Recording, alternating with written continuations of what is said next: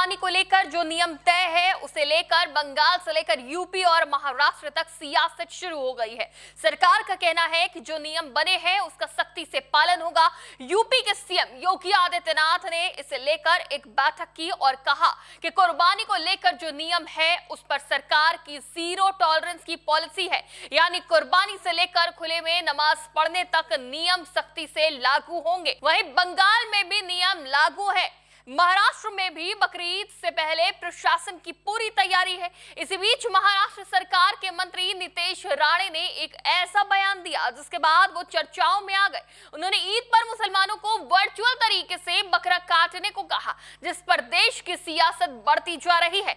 नमस्कार, TV 24 network देख रहे हैं आप, मैं हूं आपके साथ शिखा मेहरोत्रा। बकरीद के त्योहार से पहले देश में कुर्बानी को लेकर राजनीति गर्मा गई है। उत्तर प्रदेश में मुख्यमंत्री योगी आदित्यनाथ ने बकरीद को लेकर अधिकारियों के साथ समीक्षा बैठक की। इस दौरान साफ कहा गया कि त्योहार शांति और कानून व्यवस्था के दायरे में रहकर मनाया जाए। सरकार ने यह भी दोहराया कि कुर्बानी से जुड़े जो नियम तय हैं उनका पालन जरूरी होगा और किसी तरह की लापरवाही या नियमों के उल्लंघन पर कार्रवाई की जाएगी। प्रशासन की ओर से खुले में धार्मिक गतिविधियों और सार्वजनिक व्यवस्था से जुड़े निर्देशों पर भी जोर दिया गया है। वहीं पश्चिम बंगाल और महाराष्ट्र में भी प्रशासन ने त्योहार को लेकर तैयारियां तेज कर दी है। लेकिन महाराष्ट्र में मामला सिर्फ प्रशासनिक तैयारियों तक सीमित नहीं रहा, बल्कि राजनीतिक बयानबाजी भी तेज हो गई।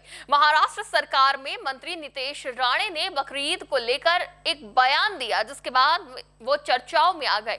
उन्होंने पर्यावरण के मुद्दे को उठाते हुए कहा कि जो लोग दूसरे त्योहारों के दौरान पर्यावरण और परंपराओं पर सलाह देते हैं, उन्हें बकरीद के मौके पर भी उसी तरह सुझाव देने चाहिए।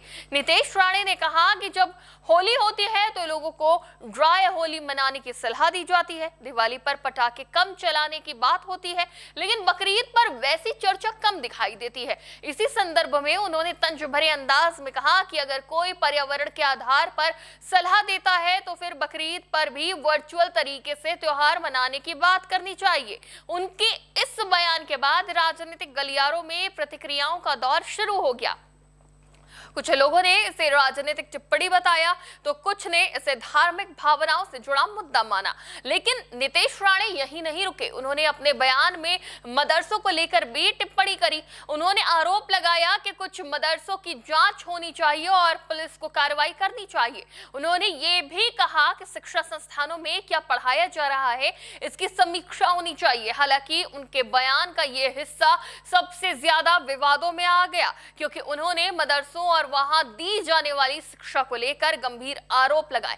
उन्होंने दावा किया कि कई मामलों में ऐसे संस्थानों का नाम सामने आया है और जांच एजेंसियों को इस दिशा में काम करना चाहिए। वहीं दूसरी तरफ मदरसों और मुस्लिम संगठनों से जुड़े कई लोगों ने इस तरह की टिप्पणियों पर आपत्ति जताई। उनका कहना है कि पूरे शिक्षा तंत्र या किसी समुदाय को एक साथ जोड़कर देखना सही नहीं है और अगर किसी संस्थान पर आरोप है तो जांच और कानून के जरिए कार्रवाई होनी चाहिए, लेकिन व्यापक बयानबाजी से बचना चाहिए। बता दें कि देश में त्योहारों के समय ऐसे बयान अक्सर चर्चा का विषय बन जाते हैं और इससे राजनीतिक माहौल भी प्रभावित होता है। वहीं प्रशासन लगातार ये संदेश देने की कोशिश कर रहा है कि त्योहार शांतिपूर्ण माहौल में मनाए जाएं और कानून व्यवस्था बनी रहे। लेकिन नितेश राणे के एक बयान ने पूरे देश में विवाद छेड़ दिया।